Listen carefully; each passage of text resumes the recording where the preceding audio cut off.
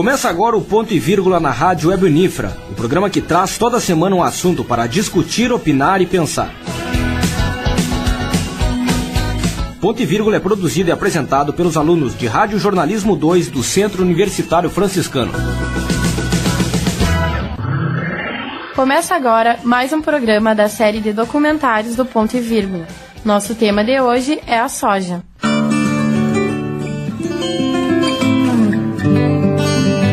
A soja é um grão rico em proteínas, cultivado como alimento tanto para humanos quanto para animais. A soja pertence à família das leguminosas, assim como o feijão, a lentilha e a ervilha. A palavra soja vem do japonês shoyu. Ela é originária da China e do Japão. Neste documentário, vamos saber um pouco mais sobre a soja, a sua produção e também como a soja é usada na alimentação. A soja é uma das plantações que estão sendo geneticamente modificadas em larga escala. A soja transgênica está sendo utilizada em um número crescente de produtos. Atualmente, 80% de toda a soja cultivada para o mercado comercial é a transgênica. O professor Thelma Amado, do curso de Agronomia da Universidade Federal de Santa Maria, explica. 75% da soja brasileira ela é transgênica e do Rio Grande do Sul a estimativa é acima de 90%. Transgenia, por exemplo, na soja, né, já é um assunto que tem uma história aí de 10, 15 anos e com uma adoção muito grande, né? Se a gente for comparar, na Argentina mais de 90% da soja é transgênica, nos Estados Unidos da mesma forma, no Brasil, o número que a gente deu, 75%, né? Então você tem uma tecnologia sendo usada já há 10 anos por um número de hectares de alguns milhões e que até hoje não foi comprovado nenhum efeito disso com relação à saúde humana, que era uma das preocupações. Então, que seria o pré-requisito, você ter uma grande área de adoção por um longo período de tempo, que aí se houvesse algum caso, teria que aparecer, e até hoje isso não foi constatado. Embora isso deva ser reconhecido que os europeus, especialmente, têm uma certa dificuldade em aceitar os transgênicos. Segundo a Emater, a produtividade média da safra de soja em 2011 deve chegar a 2.744 quilos por hectare, o que seria um desempenho inédito. O melhor resultado, por enquanto, foi obtido em 2003, com 2.667 quilos por hectare. Colaborou para alcançar este patamar um volume recorde de recursos destinados pelo governo federal para a agricultura comercial na safra de 2010-2011, que chegou a 100 bilhões de reais. O Rio Grande do Sul ficou com uma fatia de 16 bilhões, e a expectativa é que o índice de utilização acompanhe a tendência nacional e atinja 95%. O professor Thelma Amado dá mais detalhes. E essa safra foi recorde, então nós atingimos a maior produtividade, a maior produção no estado.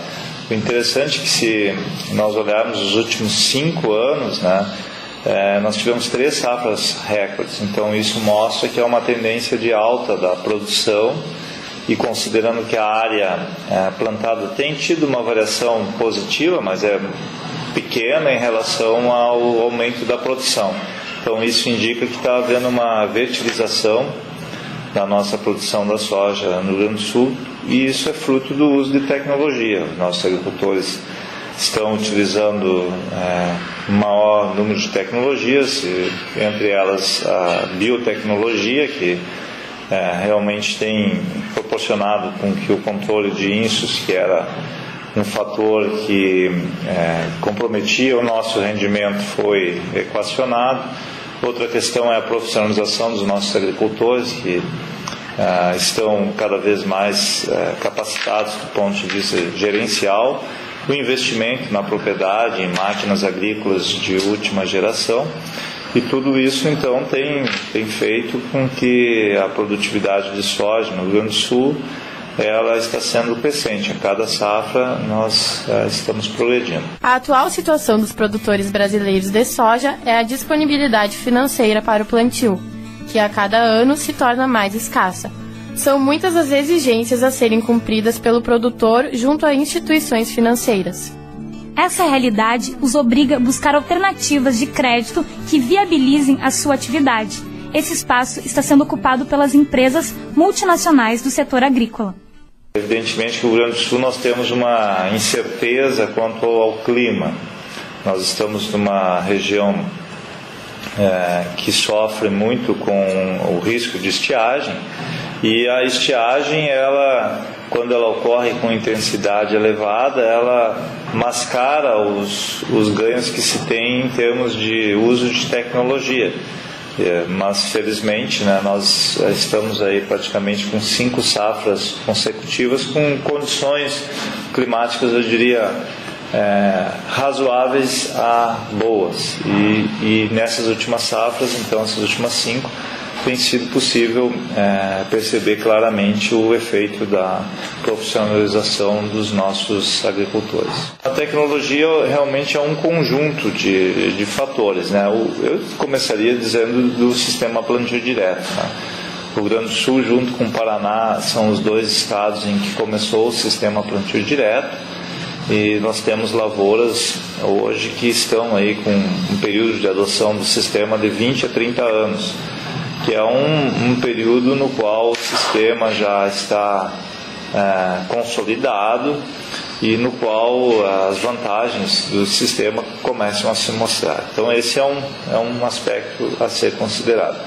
O outro aspecto é a questão gerencial, né? Então os nossos agricultores e as gerações, a segunda geração ou terceira de agricultores, os filhos já tiveram a oportunidade de fazer uma faculdade, de fazer um curso técnico, e voltam para a propriedade e se inserem junto com seus pais, seus familiares no negócio, e isso vai gerando uma profissionalização. Especialistas afirmam que já existem ervas daninhas tolerantes ao glifosato e requerem a utilização de herbicidas específicos. No Rio Grande do Sul, foram identificados biótipos de azevém e buva resistentes ao produto. O doutor em agronomia, Telmo Amado, comenta as vantagens da transgenia. Tem sido feitos estudos que, além da questão da segurança, estão mostrando outros impactos, porque quando você usa transgênicos, normalmente você usa plantio direto. E aí eles mostram os dados dessa combinação, né, biotecnologia e plantio direto. E você tem uma redução muito grande das emissões de CO2 para a atmosfera, porque você usa menos diesel e você diminui a mineralização na matéria orgânica.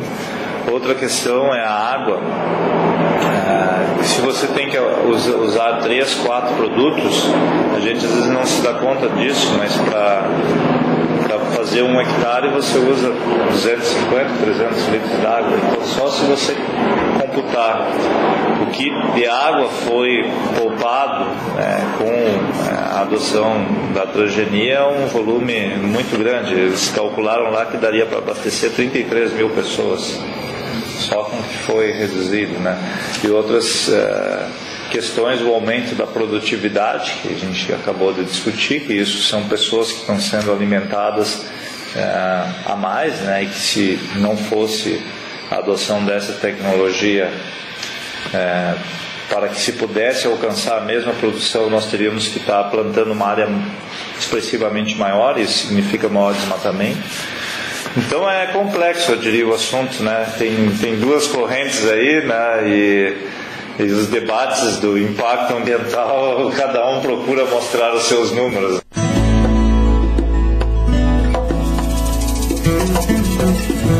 Para os produtores, uma das grandes preocupações são as incidências de pragas nas lavouras. Se não controladas, elas impedem o desenvolvimento das plantas e, em alguns casos, podem levar ao prejuízo. O mestrando Thiago Herb explica esse processo. São várias as pragas que podem afetar a lavoura de soja. Então tem que primeiro elencar, começando com as pragas que podem atingir no começo do desenvolvimento da soja, que vai ser quando ocorrer a emergência, que daí pode ser ataque por grilos, gafanhotos, formigas e tamanduá da soja. Aí quando a cultura vai se desenvolvendo, tem ataque de lagartos. Aí são vários tipos de lagartos que podem acontecer. Aí tem a lagarta da soja, que é Anticarcia gemitalis, tem a Pseudoplus includis e Spodoptera. Daí esses tipos são 4 tipos de lagartas. Umas são de mais fácil controles e ultimamente algumas tem sido de mais difícil, tendo algum problema para os produtores seu controle. Aí, entrando na fase reprodutiva, e ainda pode ter o ataque dessas mesmas lagartas e começam a aparecer percevejos, que são de 2 a 3 espécies, e também ácaros. Então essas são as principais pragas que podem atingir, as principais, né, que causam mais danos econômicos para o produtor. As doenças da soja afetam de forma nem sempre contornáveis a saúde e a rentabilidade da lavoura. Existem formas que possibilitam ao produtor detectar se o comprometimento da sua lavoura é reversível.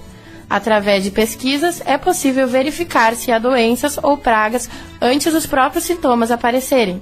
Thiago Herb dá mais detalhes. São várias as doenças que podem afetar a cultura da soja. Da mesma forma, existem doenças que podem já acontecer desde o começo, e outras que vão atingir no decorrer da cultura. Então as doenças vai ser muito relativo com as condições climáticas e das cultivares. Algumas cultivares são resistentes para algumas doenças, como outras vão meramente as condições climáticas que vão afetar. Mas hoje o que tem muito a principal, que tem sido de maior importância e que mais tem impactado no bolso do produtor, que tem ela que está fazendo com que as outras doenças sejam manejadas em função dela, é a ferrugem asiática da soja.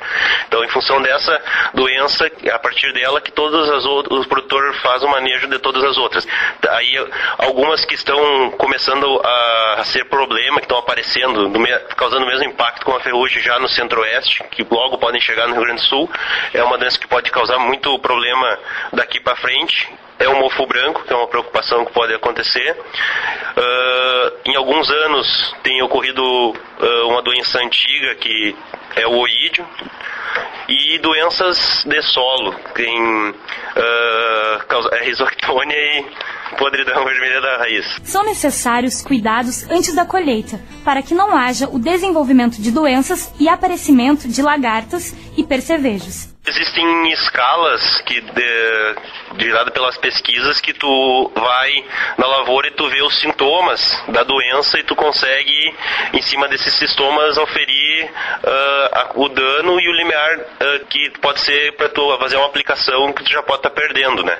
Só que hoje se tem um novo conceito que trabalhar com doenças e pragas de forma preventiva, tu não deixar nem acontecer os sintomas, porque já tem vários dados de pesquisas que mostram que com tu trabalhando preventivamente seria o limiar econômico que tu tem maior resposta à aplicação tanto de fungicidas como de inseticidas. A soja, ao contrário das outras culturas, dificilmente é atacada por agentes danosos. Se o cuidado for feito de forma correta, não há perigo. É difícil de ter esse ataque. Tu tendo cuidado antes da colheita, que é o manejo cultural, como a gente já vinha comentando nas questões anteriores, e fazendo a colheita numa umidade adequada, dificilmente tu vai ter problemas de pragas e doenças nessa semente nesse transporte. Por exemplo, a cultura do trigo tu pode ter. Tu tem que ter quando tu vai armazenar o grão de trigo já é bem mais complicado. Tu tem ataque de pragas e de doenças que podem ocorrer nessa semente. Daí, no caso, o trigo ainda é delicado por causa vai para consumo humano, farinha de trigo e coisa. No caso da soja já é um pouco mais fácil. O produtor fazendo a colheita na umidade adequada não vai ter esse problema. O que acontece mais é perdas de grãos.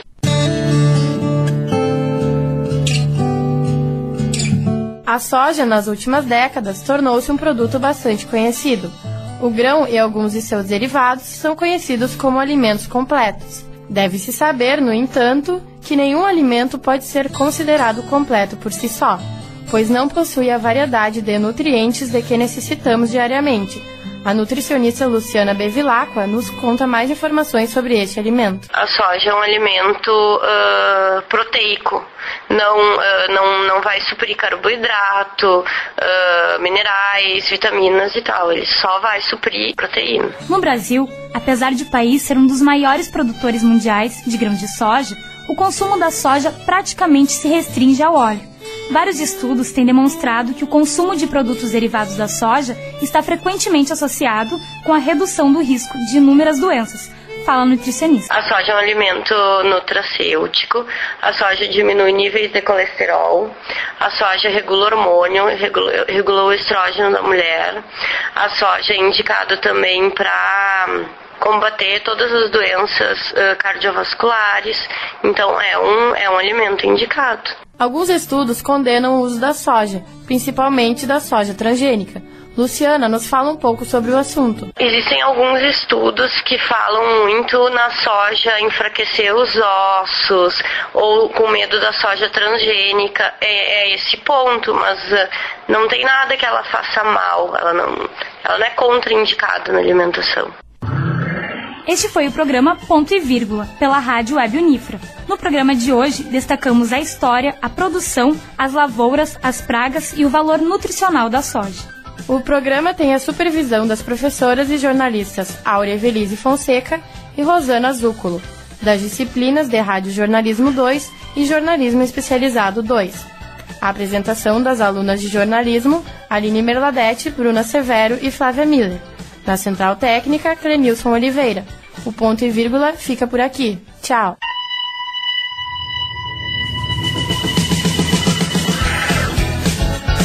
Ficamos por aqui. Ponto e Vírgula vai ao ar pela Rádio Web Unifra. O Ponto e Vírgula é produzido e apresentado pelos alunos de Rádio Jornalismo 2 do Centro Universitário Franciscano.